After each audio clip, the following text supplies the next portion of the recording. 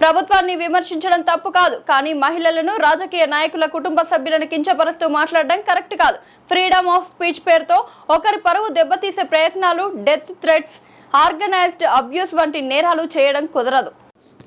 మన అభిప్రాయాలను చెప్పడానికి, ప్రజా సమస్యల్ని ప్రభుత్వ దృష్టికి తీసుకురావడానికి, ఒకరితో ఒకరు అనుసంధానం అవడానికి, ప్రభుత్వాన్ని ప్రశ్నించడానికి ఇది ఒక శక్తివంతమైన వేదిక.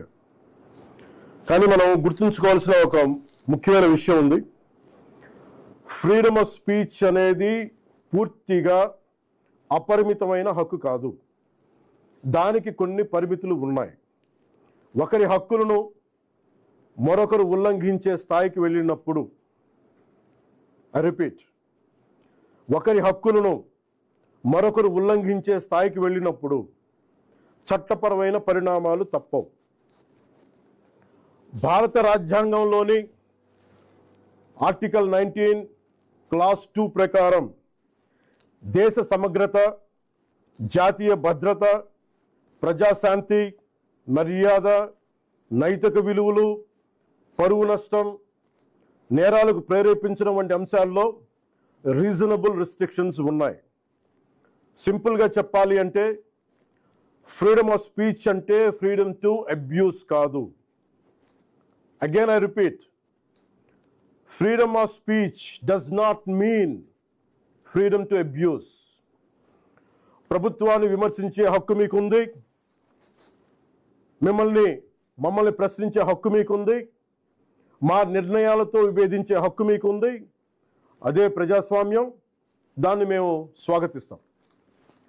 కానీ ఒకరిని తిట్టడం, డెత్ థ్రెట్స్ ఇవ్వడం, ఆధారాలు లేకుండా ఆరోపణలు చేయడం, మహిళలను టార్గెట్ చేయడం, మత విశ్వాసాలను అవమానించడం, ఒక వ్యక్తి గౌరవాన్ని దెబ్బతీయడం, హింసకు ప్రేరేపించడం, ఇవన్నీ రాజ్యాంగం కల్పించిన స్వేచ్ఛలోకి రావు. ఇవి చట్టపరంగా నేరాలు. గత కొన్నేళ్లుగా సోషల్ మీడియా దుర్వినియోగం ఆందోళన కలిగించే స్థాయికి చేరుకుంది.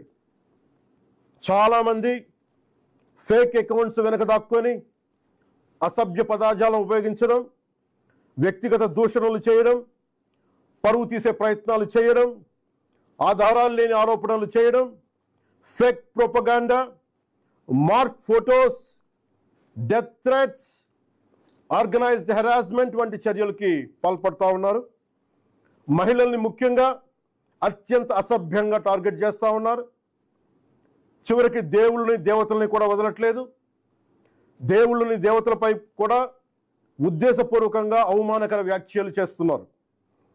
ఇవన్నీ కూడా ఫ్రీడమ్ ఆఫ్ ఎక్స్ప్రెషన్ కింద రావు. ఇది హెల్దీ క్రిటిసిజం కాదు. ఇది ప్రజాస్వామ్యం కానే కాదు. ఈ సందర్భంగా ఒక విషయం చాలా స్పష్టంగా చెప్పాలనుకుంటున్నాం. Constructive criticism, fair comment, satire ఇవన్నీ ప్రజాస్వామ్యంలో భాగమే. విభిన్న అభిప్రాయాలను వ్యక్తం చేసే హక్కును మేము పూర్తిగా గౌరవిస్తాం.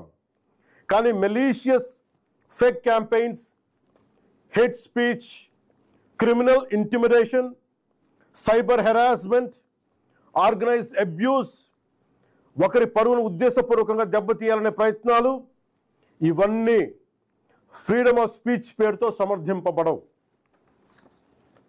ఇంకో విషయం చాలా